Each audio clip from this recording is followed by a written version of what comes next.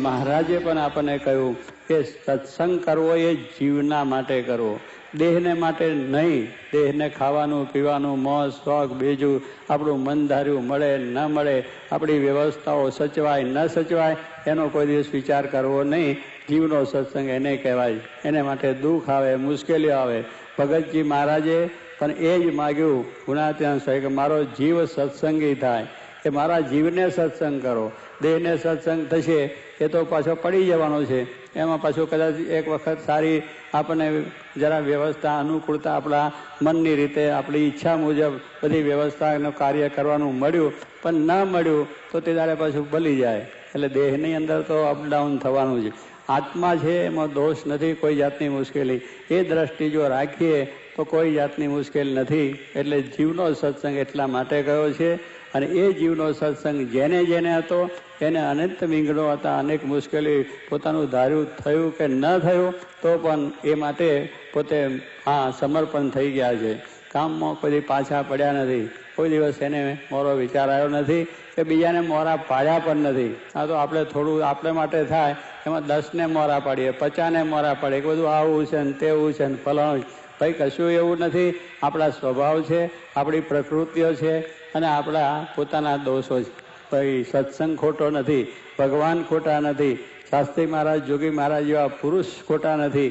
એના માટે આપણે કરીએ છીએ. તો પછી બીજાના સામું શું જોવાનું હોય, બીજાની વાત શું કરવાની હોય? શરીરની વાત ક્યાં એમાં આવે છે? શરીરને તો સ્વામી કહે ખાસડા જેવું કરવું. જોગી ગુણાત્યાન સ્વામીએ કહ્યું કે શરીરને તો ખાસડા જેવું, ખાસડાને જેમ આપણે ખબર ના રાખીએ, કાંટાને કાંકરાને બધામાં નાખીએ અને પગમાં પહેરી અને બધા ફરીએ એને બધા કાંટા કાંકરા વાગે તો ખાસડાને કંઈ એની ઈજા નથી, એને એમ દુઃખ મનાતું નથી.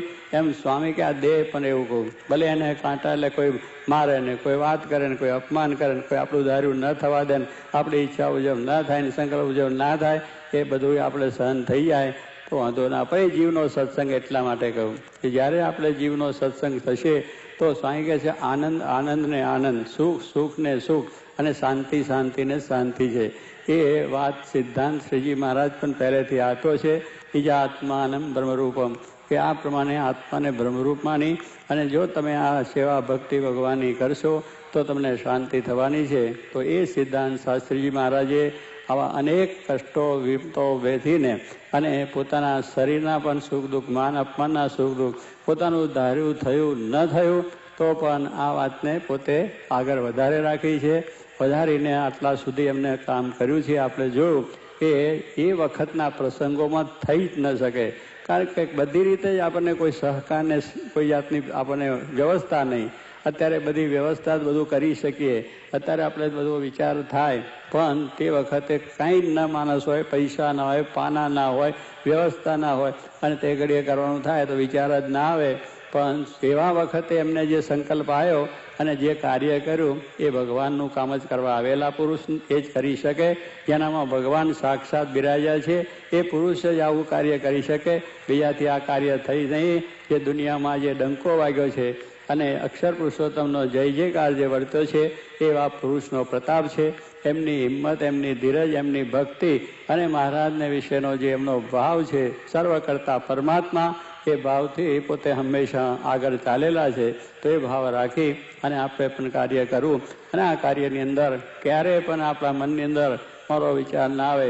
બસ કથા વાર્તા કીર્તન ભજન અને જે કંઈ આપણો કાર્ય એમને માટે કરવાનું છે એમાં આપણે તત્પર રહેવાનું. ભગવાન એ માટે સર્વને બળ આપે, એ જ પ્રાર્થના.